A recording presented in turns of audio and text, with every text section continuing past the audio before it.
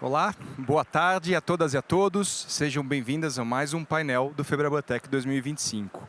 E para começar hoje, a gente vai falar um pouquinho sobre o uso da IA generativa. A IA generativa, há pouco mais de um ano, ainda era apenas piloto e algumas aplicações internas dentro das instituições financeiras. Hoje, 8 de cada 10 instituições financeiras já têm a inteligência artificial generativa em algum aspecto das suas operações. E já trazem, com isso, alguns ganhos mensuráveis que superam 2 dígitos. As instituições que trouxeram alguma aplicação às suas operações já vêm mais de 11% em ganhos de produtividade, ainda em sua utilização de modo singelo. Mas menos da metade desses bancos hoje tem uma estrutura de governança centralizada para tratar a inteligência artificial. Isso ainda está em um processo de construção e muita coisa há por vir aqui. Mas qual é a realidade do uso da IA generativa? Os bancos brasileiros já estão em seu pleno uso ou há muito o que crescer? E para conversar sobre isso e trazer esse debate de uma forma bastante rica, eu vou convidar aqui ao palco o Alexandre Montoro, diretor executivo e sócio do Boston Consulting Group. Seja bem-vindo, por favor. Convido também Domingos Monteiro, CEO da Neurotech. Fernando Schmidt, head do PMO Corporativo Brasil da Diebold Nixdorf.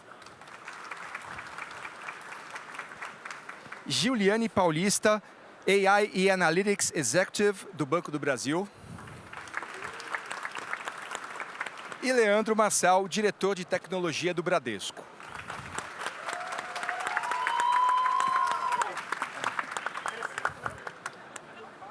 Com esse timaço completo, a gente já pode começar. E eu queria começar agradecendo muito a presença de vocês. Nós temos uma discussão bastante rica a fazer. A gente vê aqui pelo nível da plateia, o nível de ansiedade para saber o que as instituições financeiras e as empresas estão evoluindo em termos do uso de inteligência artificial generativa, né? E a inteligência artificial generativa já começou a desempenhar, então, esse papel crucial dentro das instituições financeiras brasileiras. Então, eu queria começar pelos bancos aqui, né? E aí eu pergunto para vocês, quais são já os principais casos de inteligência artificial generativa que já estão sendo aplicados nos bancos ainda em 2025. Tá? Para começar essa sequência aqui, eu vou pedir licença a Giuliane, vou pedir para o Leandro começar. Então, por favor, Leandro, se puder começar. Boa. Pessoal, primeiro, obrigado por estarem aqui escutando aí um pouquinho da gente. Estamos no terceiro dia já, na reta final aqui do evento, mas a gente garante que a gente vai dar uma palhinha legal aqui. Lá nos bastidores estava bem animado. E aí eu queria trazer um pouquinho da visão do que a gente está fazendo no Bradesco. Então, a relação com inteligência artificial do Bradesco já é uma coisa muito antiga. Já é uma coisa muito antiga, não porque a gente não só porque a gente ama muito tecnologia, mas porque a gente vê que isso reduz risco para os clientes, que isso traz mais resultado naturalmente para o banco, e a gente vê que é uma mega ferramenta de trabalho. Então, quando a gente pensa em fraude, quando a gente pensa em modelo de crédito, modelo de cobrança, já faz muito tempo. No ano que vem, tem uma pessoinha lá dentro do banco chamada Bia, que eu acho que vocês já escutaram falar, que é a Bradesco Inteligência Artificial, faz 10 anos de idade, só para vocês terem uma ideia, então já é uma coisa muito antiga. Quando a gente entra no mundo de inteligência artificial generativa, a gente também não está atrás. A gente já está rodando uma série de experimentos e, como vários de vocês já viram, a gente está rodando vários experimentos muito fortes em relação a atendimento. Então, a gente está fazendo muito atendimento. A Bia é uma ferramenta interna que começou com o IA e a gente evoluiu o barramento que a gente tem chamado Bridge para consumir IA generativa. E a Bia já atende todos os nossos gerentes, várias pessoas dentro da nossa estrutura organizacional, mas também já está atendendo os nossos clientes, inclusive já está fazendo Pix. Para quem quiser fazer Pix com a Bia já faz Pix. Então, evoluiu não só para informacional, mas também para o transacional. Dito isso, acho que vale a pena dizer que, isso é legal, está rodando, a gente já está rodando desse jeito já desde o ano passado, mas a gente quer mais. E o mais que a gente está querendo fazer aqui é a construção dos agentes usando inteligência artificial generativa para construção de aplicações, para validação de aplicações e para evolução das nossas plataformas também. Então, acho que dá para trazer aqui casos tangíveis. Por exemplo, 80% dos nossos desenvolvedores já usam a BIATech, que é a nossa perninha da BIA para a tecnologia, para ajudar na faturação de código e na aceleração, mas com muita qualidade. E também, por exemplo, não sei quantos de vocês aqui já recebeu ou já escutou, pô, veio uma história mal escrita e não sei o quê, não estou conseguindo fazer o desenvolvimento porque não está muito claro. A BIATech já avalia, por exemplo, 100% das histórias. E se vem uma história mal escrita, a gente dá uma nota, dá um feedback para quem escreveu e fala assim, cara, essa aqui é a nossa sugestão. Será que não é melhor escrever desse jeito? E aí, então, a gente está colocando também dentro do ciclo de vida de desenvolvimento para a gente acelerar e garantir muita qualidade para os nossos clientes. Muito bem. E no BB, Juliane? Boa tarde, pessoal. Boa tarde a todas e todos aqui. Muito obrigada, né, por essa plateia. Já no final do evento, a gente se sente muito prestigiado aqui. E acho que pegando carona aqui, né, no que o Leandro colocou, no Banco do Brasil também, né, a realidade da inteligência artificial já começou há bastante tempo. Nós começamos a desenvolver em 2013 as soluções, estruturamos o nosso ambiente de Big Data e a gente vem numa escalada, né, dessas soluções. Acho que a IA generativa ela veio para acelerar o processo, mas pensando em IA tradicional, hoje a gente já tem mais de 700 modelos em operação. Na IA generativa, mais de 500 casos de uso. E a gente costuma classificar esses casos de uso em categorias, né? A gente tem uma grande categoria que são os casos de eficiência operacional, que é por onde boa parte de nós aqui, eu posso, né, dizer, e boa parte das empresas começa, porque é onde a gente tem menos risco, é onde a gente tem um campo muito fértil, né, pensando em operações bancárias, a gente tem uma esteira de back-office que ainda é muito intensa, né, nas operações, em análise de operações de crédito, seja agro, né, sejam os financiamentos, sejam em processos de câmbio, tesouraria. Então, é um campo muito fértil para aplicação e para automação e para uso de IA generativa em questões de compliance, controles internos, e é onde a maior parte dos nossos casos de uso hoje estão. E depois nós temos um outro bloco, que são as soluções voltadas ao cliente, né, ou a experiência do próprio funcionário, né, como cliente interno. E, por fim, a gente tem um bloco dos novos negócios, né? O que a gente está conseguindo utilizar a IA generativa para nos gerar novos produtos, novas soluções, novas oportunidades de receita. E a gente tem alguns casos aqui, um deles nós estamos inclusive demonstrando ali, lançamos aqui na Febraban Tech, que é IA nas minhas finanças. É uma solução de educação financeira, onde o cliente tem não só a categorização de todos os seus gastos ali, né, e aí numa visão de Open Finance, inclusive, né, dos dados aí que vêm de outras instituições, e a partir disso ele obtém insights, né, insights para ajudar ele na gestão das finanças pessoais. Então, é uma solução super legal, já está aí sendo utilizado por mais de 3 milhões de clientes. Um outro caso é a ARI, que é a área de recomendações inteligentes, é um caso voltado para a micro e pequena empresa, onde nós temos aí mais de 3 milhões de recomendações também já geradas com esse caso de uso, e nós ajudamos esse pequeno empreendedor ali na gestão da sua empresa, dando para ele também insights a respeito do seu negócio, como é que ele conecta o que está acontecendo no mercado com o negócio dele, com a gestão das finanças dele. E um caso interno, que é também muito emblemático para nós, eu acho que vou comparar aqui, né, Banco do Brasil com o Bradesco, a gente tem muitos normativos, né, internos, né, muitos processos para seguir, até por força de regulação, né, de Banco Central. Então, o funcionário, muitas vezes, para encontrar a norma, como é que eu faço determinado processo, né, como é que eu cancelo um cartão, como é que eu estorno uma tarifa, enfim, desde as questões mais operacionais às mais complexas. E a gente criou uma solução, né, de utilizar a IA generativa para auxiliar em todo esse processo. Também tem sido um sucesso aí, já ajudando o funcionário no seu dia a dia ali a entregar uma melhor experiência para o cliente. Então, acho que são alguns exemplos que a gente traz aqui, e você comentou também, né, Leandro, sobre os agentes. Para nós também, esse é um momento, nós estamos já de escalada de alguns casos de uso, principalmente na esteira de back-office. E aí a gente está falando de, além da automação, e além só do assistente, né, de fato, né, buscar ali um agente autônomo que ajude a gente a ter eficiência nos processos e traga resultado, né, na operação. E é uma etapa, eu digo assim, que é uma etapa evolutiva, né? Você comentou, Ivo, sobre a questão da governança. Acho que talvez a gente possa falar mais um pouquinho sobre isso, né, ao longo do painel, mas assim, esse é um aspecto chave para nós, em que a gente já está fazendo a governança embarcada desde o início. A governança ela não pode travar, ela tem que ajudar o aprendizado, mas a gente precisa também, né, mitigar todos os riscos envolvidos. Então, a gente tem tido uma experiência muito bacana em desenvolver esse framework já de governança, já embarcada na criação dos agentes e em toda essa esteira da IA generativa já catalogada de uma forma centralizada. Muito bem.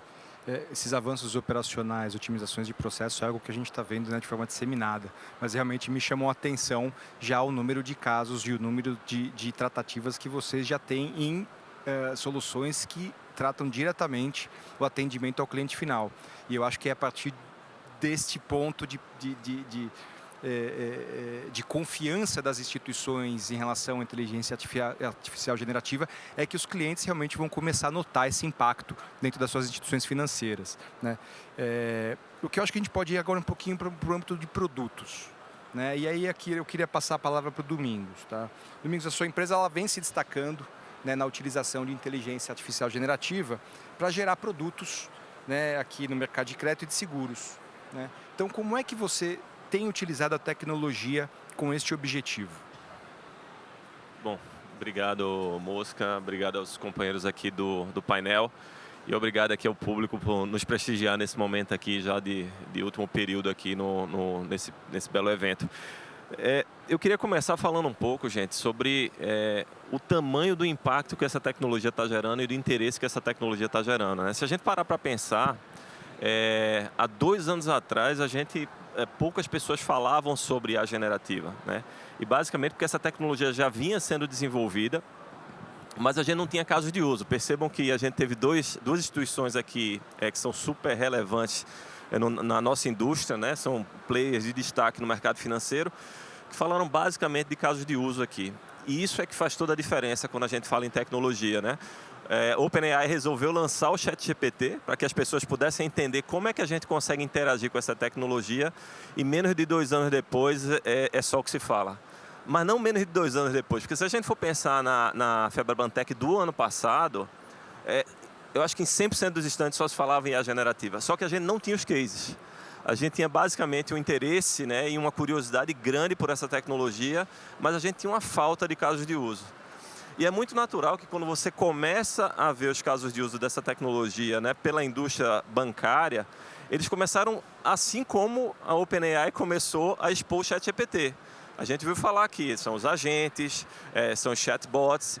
Isso, de certa forma, foi a primeira fase dessa interação dessa tecnologia com o mercado.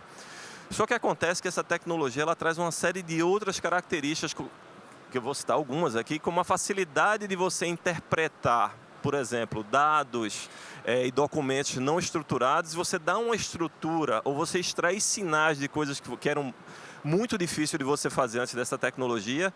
Isso acelerou muito também o desenvolvimento da IA tradicional, que os bancos já faziam tão bem. E aí que entra, no caso, a Neurotech, e agora a Neurotech faz parte do grupo B3, a gente tinha uma proficiência muito grande em usar a tecnologia tradicional, são milhares de soluções implantadas em centenas de clientes, e quando a gente se apropria desse novo movimento, que é o movimento da IA generativa, a gente consegue acelerar, e a gente brinca hoje dizendo que a gente parece que está vivendo num mundo de ficção científica ou criando missões que pareciam impossíveis serem possíveis. Então, por exemplo, ontem, né, e a gente está aqui para falar de cases, né, ontem saiu no Valor um caso real, e eu posso citar aqui porque está no Valor, do Banco BV, que é um banco que é um dos principais financiadores de veículo do Brasil, onde com 2 meses da aplicação da tecnologia, né, do banco junto com a nossa solução, a gente conseguiu gerar 8 milhões no aumento de recuperação só em um processo, um caso de uso aqui, que é o caso de uso de cobrança. Em 2 meses de projeto, a gente gerou mais de 8 milhões de resultado, né? Isso numa base, apesar de ser 2 meses de projeto, esse resultado foi em 1 mês de operação. Se você anualiza aí, você está falando que um caso de uso em uma instituição financeira, de uma aplicação usando essa tecnologia, e, gente, não é só a tecnologia, tá? Eu acho que a gente aqui vai tentar deixar muito claro que a tecnologia ela termina sendo base, a gente vinha falando lá atrás, daqui a pouco essa tecnologia ela vai ser basicamente um habilitador. A gente vai precisar ter essa proficiência e usar essa tecnologia, mas ela por si só não vai resolver o problema. É como eu uso essa tecnologia, como eu entendo que dados eu posso usar para fazer a diferença junto com essa tecnologia, para ter um resultado tão impactante quanto foi o resultado, por exemplo, desse caso de uso aqui do Banco BV. Então a gente vai aqui estar falando um pouco mais e se aprofundando nesses casos de uso, mas só para dar um exemplo, hoje talvez o grande desafio das instituições não é saber mais ou melhor o que você já sabe dentro de casa, porque essas instituições que estão aqui, elas conhecem o cliente delas e ela tem o dado dentro de casa. Mas o que é que eu não conheço do meu cliente, né? Esse eu acho que é a grande pergunta que a gente se faz hoje em dia. E essa tecnologia ela vai conseguir fazer com que, se a gente interagir com o nosso cliente, a gente souber usar a tecnologia e a gente souber usar os dados e os parceiros corretos, a gente vai entender o que é que eu não conheço do meu cliente. E aí sim a gente vai poder fazer a grande diferença nessas aplicações para essa indústria. Muito bem, eu trago agora para você, aqui então, Alexandre, como a gente estava discutindo lá atrás, né, a inteligência artificial, você falou habilitador, né, Fernando? Desculpa, Domingos. Mas na verdade a gente está falando a tecnologia de inteligência artificial pode se tornar uma commodity no futuro. Os modelos eles vão evoluir tanto que na verdade a diferença vai estar na velocidade e a forma de adoção dentro dos seus negócios. E quem chegar primeiro vai aprender primeiro e, portanto, esse é um grande processo, né?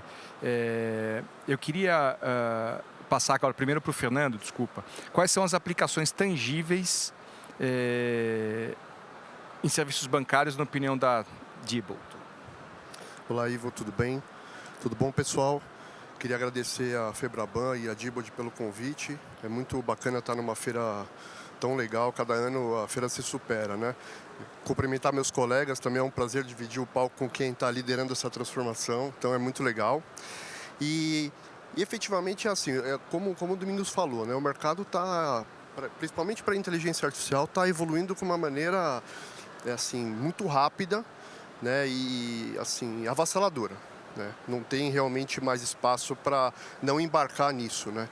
Mas são tantas aplicações que às vezes fica difícil priorizar o que colocar em prática, né? Então isso é o primeiro desafio que o mercado tem. Falando exclusivamente de bancos, o que a gente tem reparado que traz um ganho muito grande é essa questão dos assistentes virtuais, principalmente relacionado à central de atendimento.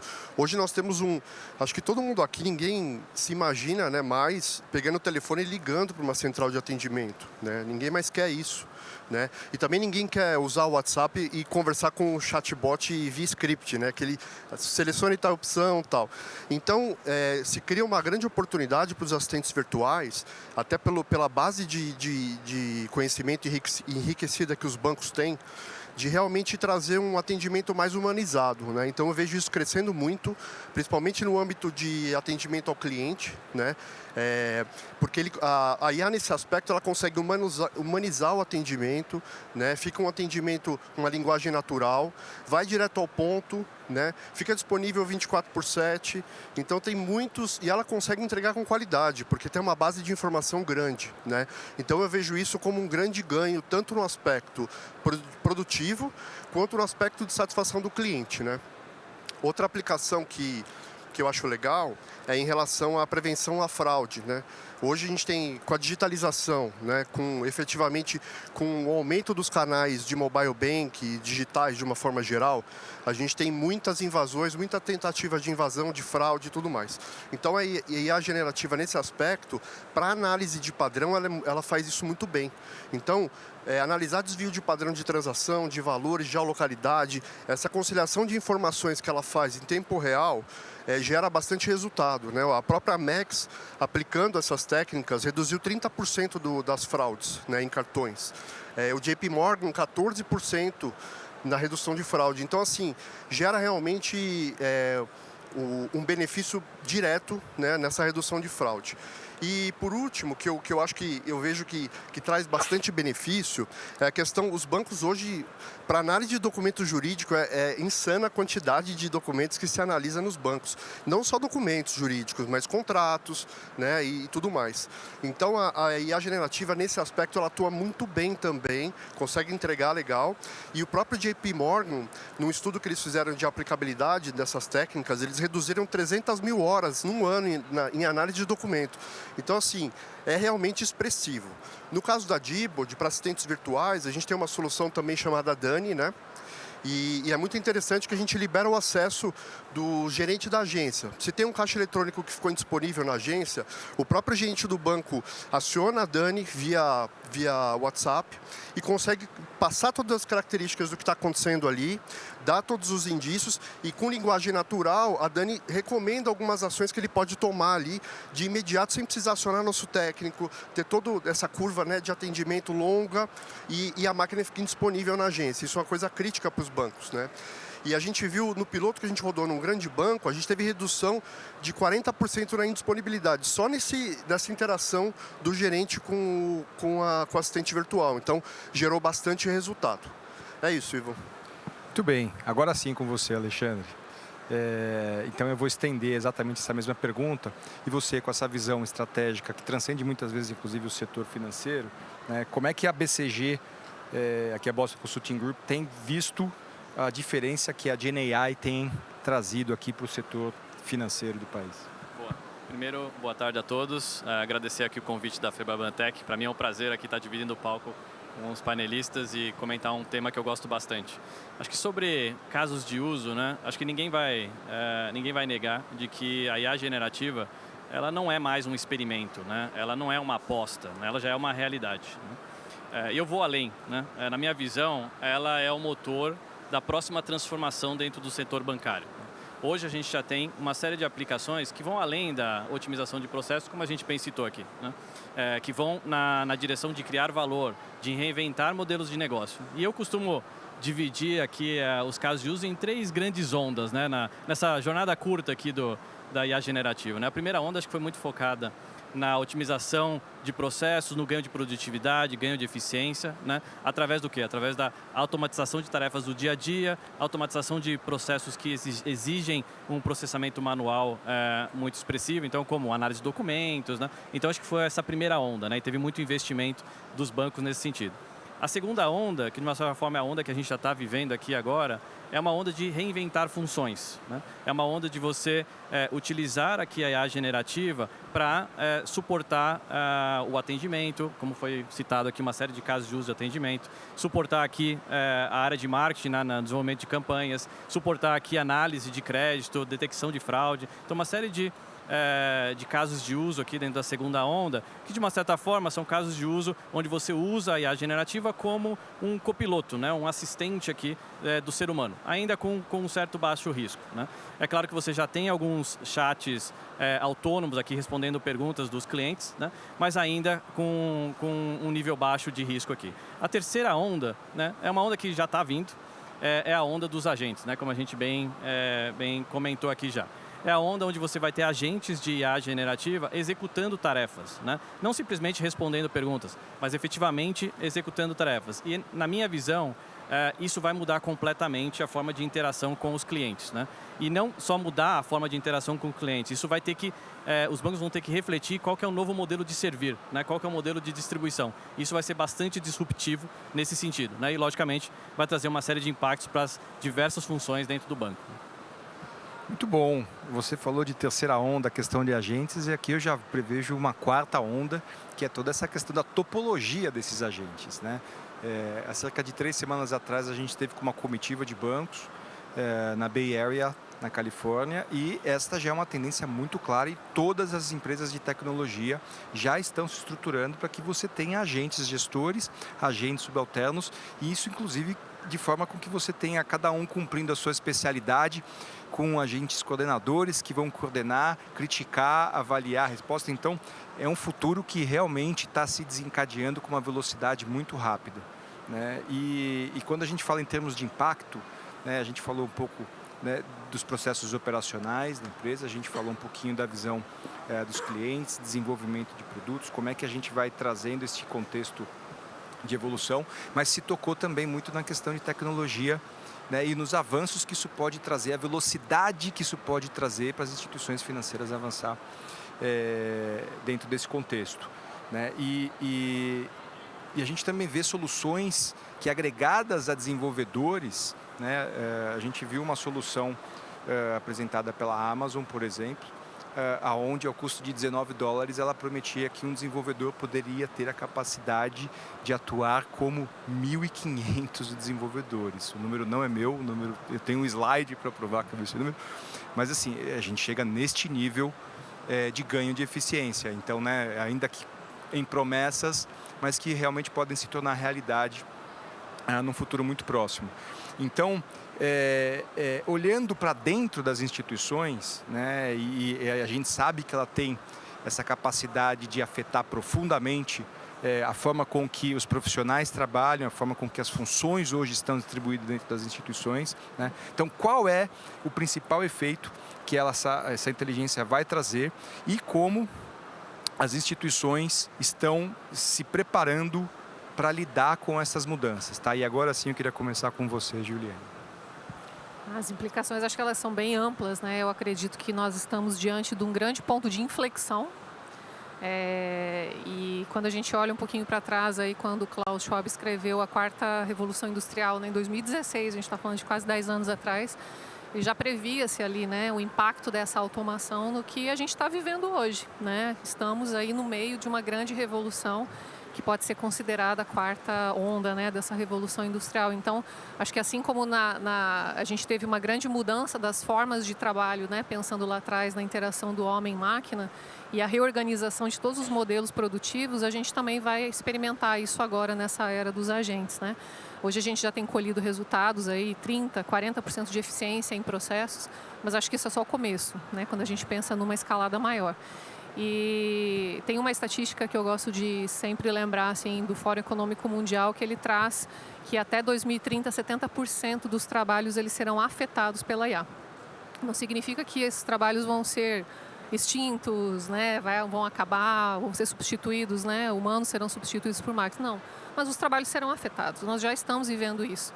Né? No nosso nível, o nosso trabalho já mudou. A forma como a gente busca uma informação, como a gente escreve um documento, como a gente interage com dados. E isso só vai aumentar daqui para frente. Então, acho que a grande reflexão é, primeiro, né, essa mudança da nossa forma de trabalho. A partir do momento que a gente começa a ter agentes, né, autônomos na nosso organograma, seja existindo um organograma ou não, né, porque isso também pode mudar, a gente passa a ter uma nova forma de organização dentro da empresa, né? Eu, como líder, eu tenho que pensar em liderar agentes, orquestrar agentes, mas orquestrar humanos também. A gente começa a tratar temas de responsabilidade, sobre quem é a responsabilidade, né, das decisões que os agentes tomam e assim por diante. E eu vejo que isso é muito positivo, porque é uma onda de evolução e inovação. E acho que a segunda grande reflexão disso é a mudança do perfil do profissional. A gente passa a ter um profissional que não só está conectado com tudo isso, mas ele é um profissional muito mais diverso, né, muito mais amplo nível de conhecimento em termos de uma visão holística mesmo, né, do negócio, de capacidades, de hard skills, de soft skills, tanto que também, né, nessa pesquisa do futuro do trabalho do Fórum Econômico Mundial é trazida essa informação, né, de que até 2030 as principais habilidades, né, e as principais habilidades elas não são técnicas, elas são habilidades comportamentais do tipo pensamento analítico, criatividade, visão sistêmica, agilidade, negociação, liderança. Então, nós vamos precisar muito dessas habilidades para conseguir, né, vencer e lidar com toda essa complexidade que a IA e os agentes vão nos trazer. E para isso a gente precisa capacitar as pessoas, né? Acho que essa é uma missão de todas as empresas no banco. Nós somos mais de 85 mil funcionários, 125 mil quando a gente pensa na visão do conglomerado. Então, um dos nossos focos, primeiro, ao democratizar e a elevar realmente esse conhecimento para todos, de acordo com o seu nível, seja alguém que está lá atuando numa agência, no dia a dia com o cliente, seja alguém que está numa área estratégica ou numa área de tecnologia desenvolvendo, todos precisam conhecer sobre IA e aplicar isso no dia a dia. Então, no ano passado, a gente lançou um programa, rodou um programa que foi muito bacana, ganhou prêmios, foi o Academia ABB, a gente atingiu aí quase 25 mil funcionários nesse programa de capacitação. 65 mil fizeram algum treinamento da nossa trilha de IA e dados. Então, assim, as pessoas estão se interessando pelo tema, né? Elas estão querendo aprender, isso é muito positivo. E agora, nesse ano, né, em primeira mão aqui para vocês, a gente começa a trabalhar com um foco muito grande na liderança. Então, nós estamos lançando um programa chamado Líder Digital para cerca de 2.000 líderes da nossa camada mais estratégica para embarcar a liderança nesse processo. Porque sem uma visão estratégica e sem a liderança movendo essa, né, fazendo isso acontecer, fazendo esse movimento ser perene, sustentável, a gente não muda a cultura, a gente não consegue se adaptar e não consegue tirar os melhores resultados. Então, essa camada estratégica ela é super importante também na definição de uma estratégia do que nós queremos, afinal, com a IA. Né? Eu acho que existe uma corrida muito grande, todo mundo está correndo para não perder o timing, mas existe um passo também que é pensar, ok, para que eu quero essa IA e qual é o problema que ela vai me resolver? Porque a gente sabe que não é para tudo, né? A IA não é para tudo, a melhor solução pode não ser um agente, pode ser uma solução mais simples e cabe à liderança ter uma visão crítica desse processo, né? Por isso que é tão importante também esse processo de capacitação. Perfeito. E esse processo de capacitação, acho que diferente daqueles que a gente está acostumado dentro das nossas instituições, onde você tem a área de RH que vai programar, vai validar, e aí daqui 5 meses nós vamos implementar. Não há mais tempo para isso, né? A capacitação agora ela tem que ser muito mais ágil e constante, porque a cada dia que passa a gente vê uma nova tecnologia, uma nova forma de trabalhar a IA, então esse é um grande desafio. E aí eu trago para você aqui então, Leandro, como é que vocês estão levando esse desafio para dentro de casa no Bradesco? Boa, Ivo, dentro de casa do Bradesco a gente está olhando com muito carinho, porque o Bradesco está passando por uma transformação gigante que o mercado inteiro sabe, que a gente está fazendo uma transformação enorme, e é uma transformação que não é uma transformação da tecnologia, é uma transformação do banco inteiro. E aí, dado que é uma transformação do banco inteiro, e a tecnologia está sendo um vetor deste movimento, como parte do banco inteiro, a gente também está tratando o tema de GenAI, de agentes, para o banco inteiro. Pô, Leandro, todo mundo do banco já conhece GenAI, de agentes, e cada um tem o seu? Ainda não. Mas é para lá que a gente está indo. E a tecnologia está sendo um grande habilitador para isso. Então, eu brinquei com vocês agora há pouco, contei do Bridge, né, que é um barramento que a gente construiu, a gente embarcou de GenAI e a gente está começando a gerar agentes lá dentro. A gente está naturalmente, primeiro, você comentou, Ivo, vai ter um organograma e etc. A gente está usando multi-agentes para fazer engenharia reversa. Então, a gente tem um PO, que é um agentezinho, a gente tem um agilista, que é um outro agente, a gente tem um tech lead, a gente tem um arquiteto e a gente tem um monte de outros desenvolvedores. A gente montou esta squad virtual para fazer uma experimentação.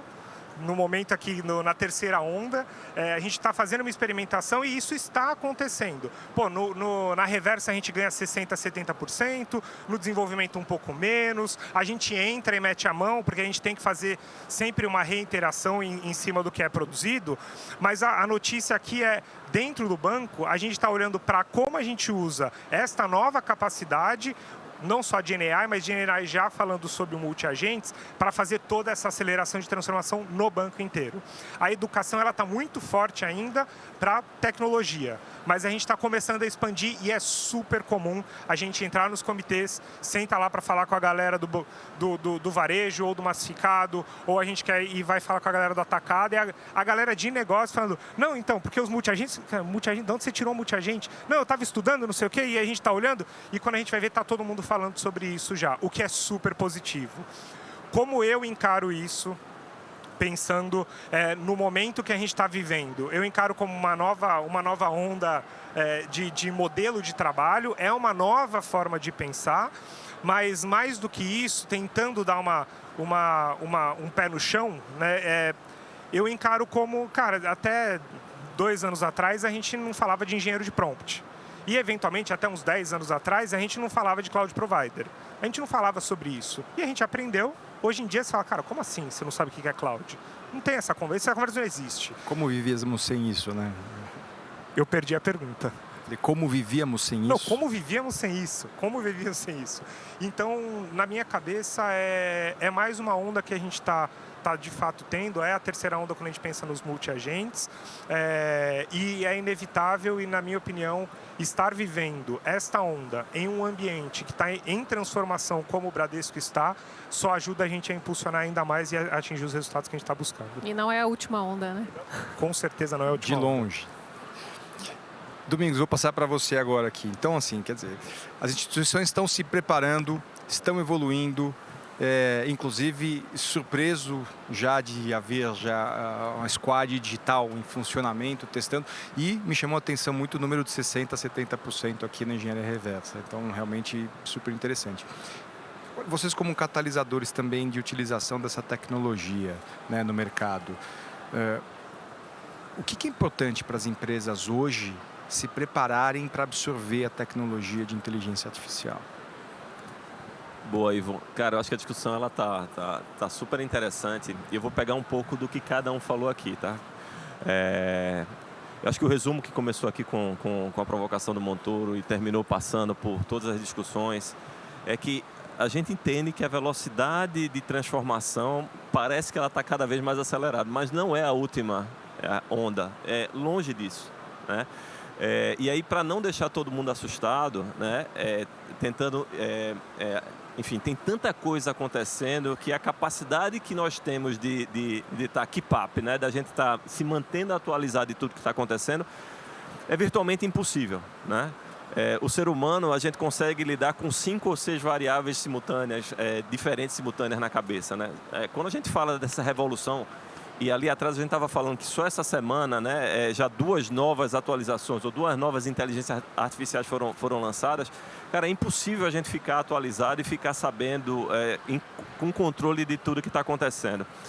Então eu vou tentar trazer aqui talvez uma visão mais estruturada de como, no caso, quem está ajudando a catalisar esse processo, está olhando esse processo, está ajudando as empresas a entenderem esse processo. Primeiro é o seguinte, gente, existe um negócio chamado uma mega tendência, né? E essa mega tendência que já foi cloud, já foi big data, já foi a IA tradicional e agora é a IA generativa, ela é só mais uma mega tendência e talvez ela se transforme em várias outras, como é o caso dos agentes que a gente está falando aqui. Então, acho que para quem é profissional e para as empresas que estão tentando entender e lidar com isso, eu costumo tentar colocar isso no framework que são basicamente 3 grandes transformações, tá? A primeira grande transformação que a gente está vivendo, que é a da tecnologia, que é essa que a gente está falando aqui, ela vai se comoditizar. Mais cedo ou mais tarde, isso vai ser uma commodity e todo mundo tem que saber usar essa tecnologia. E eu dou um exemplo, eu gosto de dar um exemplo para deixar bem caracterizado isso, que é, a gente falava um tempo atrás sobre tecnologia da NASA, né, como sendo uma tecnologia inacessível, né? Você não conseguia entender o que a NASA fazia para mandar um foguete para o espaço. Hoje em dia, a NASA manda um foguete para o espaço não com tecnologia da NASA. Existem algumas tecnologias que mandam o foguete para o espaço. E, por sinal, o foguete vai, desce em pé e no dia seguinte pode ir de novo. E é uma fração do custo que a tecnologia da NASA, que era aquela tecnologia inacessível, ela levava o foguete para o espaço. Então, assim, isso na minha visão, é uma primeira abordagem que a gente tem que ter, que não vamos ter medo da tecnologia, mas vamos aprender a usar a tecnologia. A segunda grande mudança que a gente não falou aqui, mas eu acho que cada um que interage com o consumidor na ponta tem que entender, é que o consumidor, gente, ele mudou. Saiu hoje uma reportagem falando que a geração Z não está querendo saber que hoje é 12 de junho e não está querendo saber de Dia dos Namorados, porque eles não têm tempo nem para namorar. Então, se a gente não entender que o consumidor, que as pessoas que a gente está lidando na ponta, elas estão se transformando, não vai adiantar de nada a gente entender a tecnologia, tá? Porque a gente tem que usar a tecnologia no final do dia em favor do consumidor, dos bancos, de qualquer empresa. Todos nós temos clientes, tá certo, gente? Todos nós temos clientes e a gente precisa entender que ele está se transformando.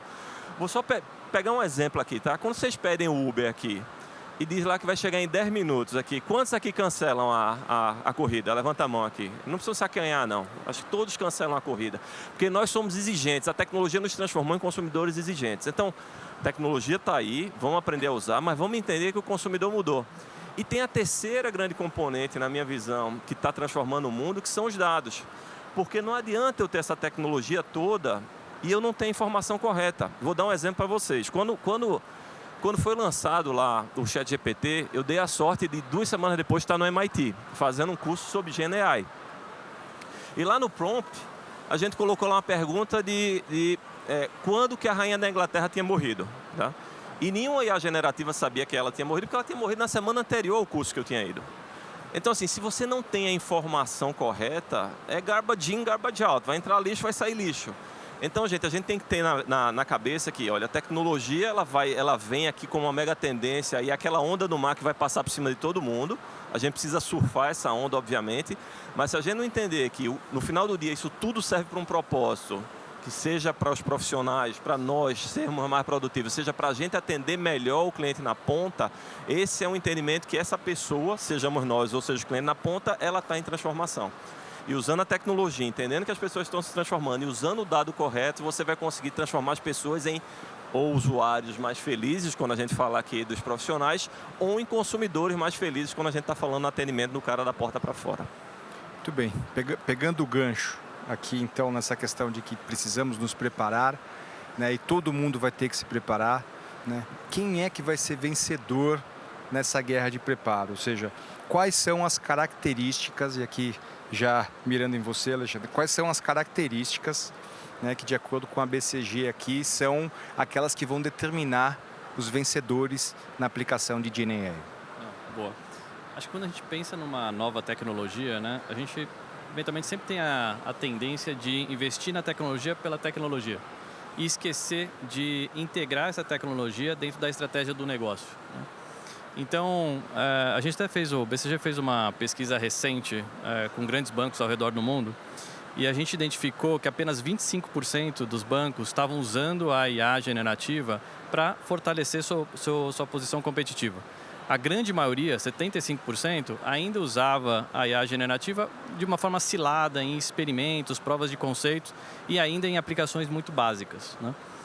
Então, o que a gente geralmente vê, né, é que para você ter sucesso, e a gente dentro do BCG tem uma regra de ouro aqui, que é o que a gente chama do 10, 20, 70. Então, se eu penso no impacto da IA ou IA generativa, 10% desse impacto vai vir do algoritmo, 20% vai vir da tecnologia, mas 70% vai vir da gestão da mudança, né? De eu conseguir integrar esse novo algoritmo, essa nova tecnologia dentro dos meus processos, né? Eu reinventar o meu modelo operacional. Sem isso, não adianta nada eu ter o melhor algoritmo do mundo, né? Não adianta nada eu ter o melhor dado do mundo, né? Eu preciso saber como usá-lo, né? E aí, quando eu olho para empresas que realmente estão vencendo, elas estão investindo de forma proporcional nessas três dimensões, no algoritmo, na tecnologia e na gestão da mudança, né? Então, elas, primeiro, priorizam os casos de uso com base no valor e no impacto, né? Então, não adianta a gente querer solucionar todos os nossos problemas com IA ou IA generativa. Às vezes vão ter soluções muito mais simples, né? Elas colocam a IA generativa no centro aqui de tecnologia e dados, né, investindo nas fundações para justamente desbloquear aqui o ROI que vai vir do IA. Elas investem em criar uma governança para o uso responsável de IA, né? Então, ter regras claras e políticas claras de como que eu devo desenvolver soluções de IA generativa de uma forma responsável. Elas investem aqui na capacitação, no desenvolvimento de talentos, né? E elas reinventam o modelo operacional, né? Elas repensam os processos, né? Elas repensam a organização. Então, todos esses elementos são elementos importantes que a gente vê como padrões aqui de empresas que estão vencendo dentro desse mundo aqui de IA generativa, né? Como a gente falou, aqueles que conseguirem vencer antes, né? Ou que conseguirem serem bem-sucedidos antes, vão ser aqueles que vão ter uma vantagem competitiva lá na frente, né? Muito bom. As empresas precisam acelerar a utilização e o preparo para essa tecnologia, né? E um grande sinal disso é os próprios profissionais já começaram a utilizar e melhorar a sua performance utilizando a tecnologia em benefício próprio. Quem aqui utiliza, por exemplo, a inteligência artificial para escrever e-mail ou para fazer alguma operação que melhore o seu processo no dia a dia, por conta própria, não por conta da empresa? Muito bem. Quem aqui grava reunião com o chefe para sumarizar? Não, estou brincando, não precisa levantar a mão, não. A gente vê aqui a tecnologia ficando tão acessível que os profissionais começaram a incorporar isso para melhorar a sua performance. E se as empresas deixarem na mão de cada um fazer isso, né, cada um vai fazer da sua forma, né? Mas a gente pode otimizar isso, colocando dados internos, melhorando a performance, fazendo com que haja dado todos os corretos acessos e utilização, né, dentro dos guardrails corretos das políticas das instituições, ter um grande ganho de produtividade. Mas isso tange exatamente essa questão final que eu trouxe aqui, que é termos éticos, segurança, condições de contorno. E é para cá que eu queria caminhar agora rapidamente. E aqui eu queria começar com o Fernando. Tá? Como é que toda essa tendência, né, a gente consegue trabalhar e garantir que nós tenhamos processos seguros e que não tenham ainda a necessidade de intervenção humana, né? Temos o desafio aqui do nosso prêmio Nobel aqui, que colocou aqui um pouco de medo dentro desse processo, né? Mas a gente é capaz de utilizar com segurança sem a necessidade de intervenção humana? Ivo, essa é a pergunta do milhão, né? Mas é assim, esse ponto é bastante relevante, porque quando a gente fala dessa aceleração que a IA está trazendo, né? E essa aderência, eu acho que um pouco dessa falta de aderência das empresas tem relação com isso, com a preocupação de aplicar a IA responsável, de fato, que é o termo mais usado hoje. Né? E não é fácil agir dessa forma, porque ao mesmo tempo tem um ditado que eu gosto muito de falar, que é quando você precisa correr, vai devagar, porque se você correr, você vai fazer besteira, né? Então, vá devagar exatamente porque você precisa ser responsável no que você está fazendo, né? Quando a gente coloca agentes autônomos inteligentes para, por exemplo, fazer de forma autônoma, tomar decisões sem supervisão, sem intervenção humana, quando esse agente errar, quem que vai ser responsável por isso? Né? A gente já sabe a resposta, é óbvio que é quem pilotou, né? A IA é uma ferramenta, então eu vou ser responsável por isso, a empresa vai ser responsável por isso, né? Pela atitude errada ou pelo erro. Então, em áreas mais críticas, o banco, a gente está falando de dinheiro, né? A saúde, a gente está falando de vidas, a justiça, a gente está falando, de repente, de injustiça, né? Então, é muito sensível tudo isso. E aí o que eu acho que são 3 pilares importantes para a gente avaliar e colocar em prática. Primeiro, a governança transversal, né? Não tem mais como a inovação caminhar sozinha, né? Só a inovação é produto e tecnologia. Não dá mais para caminhar dessa forma, né? Tem que ter o compliance, tem que ter o jurídico, tem que ter a tecnologia, tem que ter o negócio sentado numa mesma mesa, estruturando as políticas de maneira clara, transparente, né? Não tem como fugir disso, né? Uma outra forma que está se usando bastante, exclusivamente para agentes inteligentes, que é você criar uma IA auditora, né? Então, é uma outra IA que vai auditar o trabalho dos agentes inteligentes para ver se tem coerência, para ver se tem viés, para ver se tem aderência a essas políticas, né? E aí sim, envolver o humano, né, nessa intervenção, né, humana, efetivamente por supervisão, e o fato também de melhorar o modelo. À medida que você vai identificando, né, não conformidades, você vai ajustando o modelo. Eu acho que isso que é o mais importante.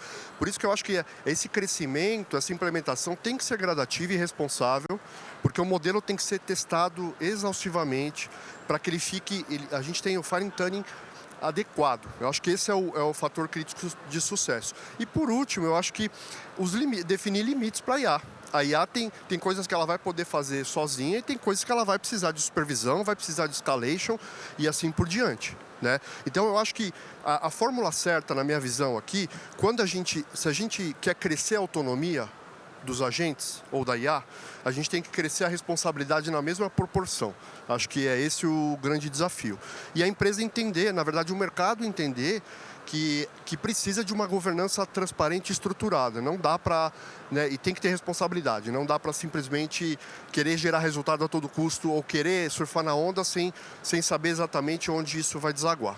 Perfeito. Eu queria migrar agora aqui para a Juliane. Você trouxe, né, dentro das suas respostas, o pioneirismo aqui, o uso já de forma extensiva para o cliente final, né? Colocadas as provocações aqui de toda essa questão, como é que vocês estão fazendo para colocar isso e garantindo o conforto e a segurança de que pode deixar lá ligado que o cliente vai ser bem atendido? A gente costuma dizer lá no banco que a IA ela precisa ser boa, né? A IA ela precisa ser boa para a empresa, ou seja, ela precisa atender um objetivo de negócio. Eu acho que o Alexandre tocou nesse ponto, acho que é fundamental. Está alinhado à estratégia, está alinhado a um problema de negócio que é real. Ela precisa ser boa para o cliente, né? Ou seja, ela não vai violar nenhum direito, não vai trazer risco na privacidade dos dados, na segurança, vai ser transparente no sentido de o cliente saber que ele está interagindo com uma IA, a decisão ela precisa ser explicável, né? Ou seja, por que chegou naquela determinada decisão, eu preciso ter capacidade de explicar aquilo. E todas as questões éticas, acho que foi perfeito, Fernando, que você colocou. Tem coisas que a IA não vai fazer. E a gente precisa ter esse tipo de pensamento estratégico aí. No banco a gente lançou, e fomos o primeiro o banco a lançar um guia de diretrizes éticas. Ele está disponível no site de relação com investidores. Foi uma discussão que foi muito ampla e foi legal também você ter trazido esse ponto, né?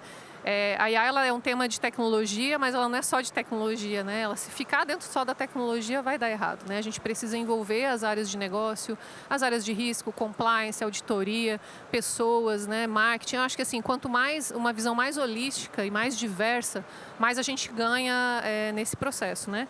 E vocês também trouxeram um ponto, o Domingos trouxe um ponto aqui dos dados. Esse é um ponto que a gente, por muito tempo na governança de dados, a gente teve um foco mais regulatório, né, por conta de LGPD, mas cada vez mais agora a governança de dados ela adquire um aspecto estratégico, porque ela é o fundamento que vai nos dar segurança para escalar a IA. E aí, os dados, a gente costuma falar, né? Todos estão prontos para IA. E os seus dados estão prontos? Né? Eles estão, né, de fato, preparados, né, em todos os aspectos de qualidade, né, relevância, consistência, e, inclusive, a questão de viés, porque a gente precisa se preocupar com isso, principalmente à medida que a gente coloque agentes para tomar decisões autônomas. Vocês tocaram no ponto da responsabilidade. De quem vai ser a responsabilidade? Se os dados estiverem enviesados, de quem vai ser a responsabilidade? Né? Ou como que aquela decisão ela vai ser ética, de forma adequada ao negócio? Então, os dados eles precisam ter esse tratamento, os modelos de IA eles precisam ter essa preocupação para tratar isso. Né? Vieses discriminatórios são um problema real. E a prontidão dos dados para a IA vai passar por isso, inclusive. Então, respondendo, tá, Ivo, diretamente, a gente desenvolveu, né, uma esteira de governança que vai desde o processo de habilitação de fornecedores, de LLMs, até o desenvolvimento, né, das soluções e o monitoramento dessas soluções em tempo real. A gente, por exemplo, na homologação de LLMs de mercado, a gente, ao testar alguns LLMs que são amplamente difundidos, a gente identificou alguns deles reprovando em 70% dos testes de vulnerabilidade. Quando a gente, por exemplo, vai verificar a linguagem tóxica, preconceitos, racismos, questões voltadas ao uso de armas e assim por diante. Então, ao tomar conhecimento dessas vulnerabilidades, não significa que a gente não vai utilizar esses modelos, mas a gente vai adotar os guardrails adequados para poder, a partir disso, garantir que a implementação dessa IA seja segura para o banco. Né? A gente não brinca que não é plug and play, né? Não é simplesmente plugar e fazer acontecer. A gente precisa fazer essa validação para ter segurança. Então, é assim que a gente tem feito, né? E aí todo um ciclo de vida de gerenciamento dessa IA, principalmente na questão do monitoramento, porque muitas vezes o monitoramento pós-implementação ele é negligenciado, porque a gente fica muito animado em colocar em produção, e aí depois, na verdade, no momento ali é onde os jogos começam, né? A gente precisa fazer todo esse acompanhamento com curadoria humana nesse primeiro, né, nesse momento, inclusive, para garantir que as respostas estejam adequadas. Perfeito. E no Bradesco, Marçal, assim, vocês já começaram a pilotar a topologia de agentes, ou seja, há um sonho grande de dar o máximo de autonomia respeitando essas condições. Como é que você enxerga isso lá dentro? A autonomia que a gente dá quando a gente pensa para esse caso que eu comentei com vocês, na modernização de plataforma, onde a gente montou uma squad virtual, né, eu me chamei de squad virtual, o nome que você deu, e a gente dá autonomia para a criação dentro do que a gente, então, define como, por exemplo, qual que é o código que ele vai ler, como vai fazer a reversa, qual que é a documentação que ele vai montar da arquitetura atual, qual que é a arquitetura nova que a gente está imputando, qual que é a qualidade do código, o framework que vai seguir. Então, isso daí eu considero com risco baixo. Eu, Leandro, a gente lá dentro de casa, a gente fala, cara, dentro de casa é o Bradesco, tá? A gente fala, pô, vamos porque é risco baixo, porque a gente pode botar para rodar, a gente vai ver o resultado final e a gente vai passar pelo nosso time e a gente vai meter a mão. Vai ter correção, vai ter ajuste. Onde o bicho pega, na minha opinião, é quando a Bia está falando com o nosso cliente. E a Bia já teve, desde a sua criação, 2,5 bilhões de interações com o cliente. 2,5 bilhões de interações com o cliente. Tipo, é muita interação. Lógico que ela começou na IA, né, lá atrás, e agora a gente está usando o GenAI. Para isso acontecer, tem a governança, tem o barramento que eu comentei com vocês, eu sei que eu estou sendo repetitivo, mas é fundamental na estratégia, porque a gente sabe que não só para fazer a segurança, para ter todos os atributos que a gente discutiu aqui até agora, tem uma outra coisa adicional que é, a gente tem o tempo inteiro, e aí vocês sabem, a gente está o tempo inteiro, surgiu esse novo LLM, agora tem os SLMs, e a gente acredita que vai ser uma evolução constante e que não vai ter um, não vai ter dois, vai ter três, vai ter um monte. Tem um monte de LLM, tem um monte de SLM sendo lançado. Inclusive isso, a gente acredita que as especializações vão ser um caminho muito positivo. Porque aí no final do dia, quando a gente se prepara com essa arquitetura que a gente montou em ter um barramento, a gente joga tudo que a gente quer lá embaixo e aí isso está vindo um parâmetro na nossa interação, pensando aqui no nosso back-end, aqui a gente pensando nas interações para frente. Então a segurança ela passa por essa camada, passa por uma série de guardrails que a gente definiu e a gente continua aumentando e incrementando estas barreiras, eu vou chamar, né, a palavra que todo mundo usa, né, contra as alucinações. Mas para mim, assim, a gente brinca muito e experimenta muito para dentro, tudo que dá para experimentar, e aí quando a gente vai para fora para o jogo e colocar na frente do cliente, aí a gente tem muita certeza e com muita segurança. Perfeito. Olha, temos nosso tempo quase se esgotando aqui, então a gente está chegando no final, mas dá tempo aqui para a gente passar uma última rodada e eu proponho que a gente siga, né, daqui para lá. O ano passado, né, quando a gente no palco aqui do Febraban-Tech falou sobre inteligência generativa, a gente falava assim, né, nós vamos ver isto acontecendo, nós vamos ver isto sendo utilizado dentro da instituição financeira, nós vamos ver atendimento, vamos ver melhoria. Agora a gente já está falando, não, nós já estamos fazendo até com cuidado, né, porque a tecnologia habilitaria dar passos a mais, mas com algum risco, né? Então aqui eu queria fazer um exercício de futurologia com vocês, né? E aí não estou falando do ano que vem, não, vamos pensar daqui 3, 5 anos, né? Como é que vocês veem o uso da inteligência artificial generativa daqui a 3 a 5 anos? E aí, por favor, Alexandre, com você primeiro. Bom, acho que quando a gente pensa no... Se a gente for pensar aqui no modelo de negócio dos bancos, né, historicamente, acho que ele sempre se baseou em 3 grandes elementos, né? Acho que o fato de você, de alguma forma, ter uma inércia do próprio cliente, né, de você não ter uma transparência total aqui em relação a preços e você controlar a distribuição em si, né? E aí, quando eu olho para a IA e a IA generativa, ela está corroendo cada um desses elementos, né? Então, quanto mais sofisticados os agentes ficarem, né, mais a gente vai disruptar a forma como os bancos interagem com seus respectivos clientes. E vai reforçar a necessidade dos bancos de repensar a proposta de valor. Mas não só repensar a proposta de valor, mas repensar o modelo operacional, repensar o modelo de servir, né? Isso vai ser bastante disruptivo, né? Se eu penso aqui nos canais bancários, né, a arquitetura de canais bancários vai ser completamente transformada, né? Incorporando aqui interações aqui que são assistidas ou digitais, diversos canais onde o meu cliente pode entrar em contato comigo, né? Então, isso tudo vai mudar muito o cenário bancário, né? E eu vejo aqui, com certeza, aí nos próximos anos, ou no máximo aí até o final da década, esse cenário bancário sendo realmente transformado de forma fundamental aqui. Então, eu vejo que a gente falou aqui da terceira onda, mas a terceira onda vai emendar na quarta onda, que vai emendar na quinta onda, né? E isso vai nos levar aqui a cada vez mais automação, isso vai nos levar aqui a gente repensar completamente a forma como a gente, dentro do setor bancário, atende nossos clientes, né? E isso vai ser muito disruptivo. Domingos? Bom, eu concordo. Se a gente for pensar, né, nos últimos anos, esquece de GenAI, né? Se a gente for pensar a quantidade de bancos digitais, né, que foram criados nos últimos anos, e basicamente porque a gente teve uma habilitação que veio da digitalização e veio da APIização, né? Ou seja, tudo é resolvido com API e a transformação das pessoas fez com que todo mundo virássemos agentes digitais aqui enquanto seres humanos, né?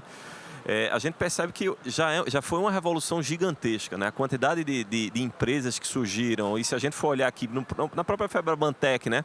A quantidade de novos stands que apareceram a partir destas ondas de tecnologia, né?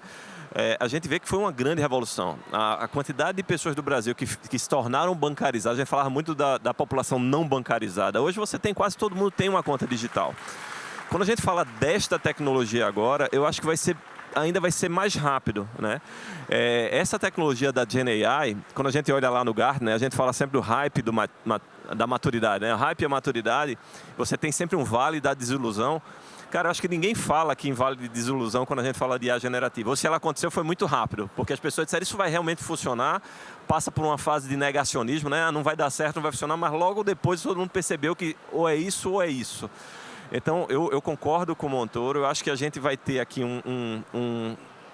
vai ter uma característica bem diferente do que é hoje nos próximos anos. Mas eu acho que as grandes instituições financeiras elas vão saber surfar essa tecnologia. Porque quando a gente olha essa grande revolução que a gente teve com os bancos digitais, você percebe que foram criados novos atores relevantes, mas quem estava aí continua se desenvolvendo, continua liderando. Eu acho que no final foi bom para todo mundo, porque foi bom voltar aqui para o ponto da tríade, né? A tecnologia habilitou, o consumidor mudou, e juntando a tecnologia e os dados, a gente atendeu melhor esse consumidor. Então, eu acho que, nesse sentido, vai ser uma grande revolução, mas eu acho que a gente vai só atender melhor o consumidor no final do dia. Perfeito. Fernando? Então, Ivo, para ser sincero, é uma pergunta bem difícil, né? Porque até tem pessoas que me perguntam, poxa, Fernando, como que você consegue acompanhar, né, toda essa evolução da inteligência artificial? Eu falo, não consigo, né? Se para nós que somos da área, né, que respiramos isso todos os dias, a gente não consegue acompanhar, o que dirá conseguir ter uma visão do futuro, né, de médio prazo. Eu acho que eu não conseguiria nem ter uma visão de curto prazo. Né, como a gente comentou, esses 2 últimos anos foram realmente insanos. Como você tinha comentado, ano passado a gente se falava em fazer um monte de coisa, implementou e ainda implementou mais, né? A gente já está mais na frente. Mas assim, eu acho que para os bancos, a IA de fato tem um potencial monstruoso. Né? Eu vejo que a hiperpersonalização é uma coisa muito bacana, né, para o futuro, quando a gente pensa que os bancos podem ser organismos adaptativos, né, proativos, contextuais e personalizados. Aí eles podem realmente identificar o perfil do cliente, a necessidade do cliente. Né? Ao invés de responder uma dúvida, por exemplo, o banco se antecipa a essa dúvida. Né? Então, ao invés de oferecer um produto de prateleira, ele vai co-criar soluções e vai oferecer algo totalmente personalizado. Né? É uma visão que eu tenho que tem um potencial de futuro grande. Uma outra coisa, na visão de agentes, eu enxergo, né, os agentes otimizando o portfólio, analisando o risco, ajustando política de crédito, né, fazendo análise de cadastro de cliente, fazendo consulta no Serasa automático. Tudo isso de uma forma, rodando o modelo de forma autônoma. Eu acho que isso é possível e o futuro vai ser esse. Claro que exige supervisão ética e limites, mas eu acho que os bancos vão ser muito parecidos com a inteligência artificial. Eles vão ser inteligentes, empáticos, né, e vão ser adaptáveis, que eu acho que esse é um ponto interessante. Aí a generativa ela te traz isso, você consegue se adaptar mais rápido ao mercado e reagir mais rápido a ele. Então, eu acredito que o futuro está pautado nessa linha. Muito bem. Acho que para ser bem breve aqui, não ser repetitiva, né, a gente está diante de uma mudança muito grande, muito rápida, né? Então, velocidade, alcance e impacto. Acho que essa é a grande diferença, né? E é difícil prever o futuro mesmo. Mas se eu pudesse apostar aqui, vou trazer uma previsão que não é minha, é do Gartner, né? Em 4 anos, 80% das soluções do cliente voltadas a responder o cliente resolvidas por agentes de forma autônoma. Então, ele trouxe essa expectativa. Eu acredito que isso é bem viável de acontecer. Acredito muito na convergência de tecnologias. A gente está vivendo cada vez mais isso. Quando a gente pensa em quantum, né, quantum machine learning, quando a gente pensa em tecnologias imersivas, acho que essa fronteira entre o físico e o digital vai ficar cada vez menor, né? A gente vai ter experienciar cada vez mais, né, isso de uma forma palpável aí nos bancos, e os agentes fazendo parte da nossa vida, né? Não só no nível pessoal, mas acho que no nível principalmente organizacional, aí conectados com o negócio e toda a operação. É nisso que eu apostaria. Muito bem. Vamos lá, Leandro. Para quem me conhece, eu sou bem pé no chão, gosto muito de trabalhar, e aí eu fui fazer uma pesquisa e joguei no GPT para falar comigo, cara, o que você acha aí para o futuro? O GPT falou para mim um monte de coisa que a gente já está fazendo. Eu falei, cara, então eu fiz a minha teoria aqui. Para mim, a oportunidade que a gente tem em relação aos bancos está muito focada em Beyond Banking, tudo que não é banco, da mesmo movimento que a gente viu do Embedded Finance, de várias empresas querendo virar banco, eu acho que o banco tem a oportunidade de ter o Embedded Gen AI da vida, e aí eu brinquei comigo mesmo, falando, cara, assim, meu sonho é estar trocando uma fralda, acabou a fralda, eu falo, Bia, manda um pacote de fralda RN+, que eu estou precisando, mas, puta, hoje o dia foi pesado, compra também, por favor, uma pizza naquela última pizzaria que eu comprei, manda trazer um vinho, porque eu quero comemorar também. E isso tudo acontecer, e a Bia debitar do meu cartão de crédito lá do Bradesco, e eu receber minha pizza em casa. Para mim, o Beyond Banking é o assistente, é o agente trabalhando para a gente, e a gente entregando muito resultado para os clientes. Nossa, muito bom. Essa previsibilidade aqui, eu tenho uma notícia boa para você. Pelo que a gente ouviu esse ano, a gente vai ver alguma coisa parecida acontecer ainda. Mas eu queria agradecer aqui, a gente estourou nosso tempo. Eu queria agradecer mais uma vez a todos vocês aqui pela audiência, por ficarem até o finalzinho mesmo estourado. Obrigado demais por esclarecer e trazer toda essa visão de vocês aqui para este grupo. E para você que está assistindo de casa também, muito obrigado. Gente, aproveitem os últimos painéis e um bom resto de semana a todos. Obrigado.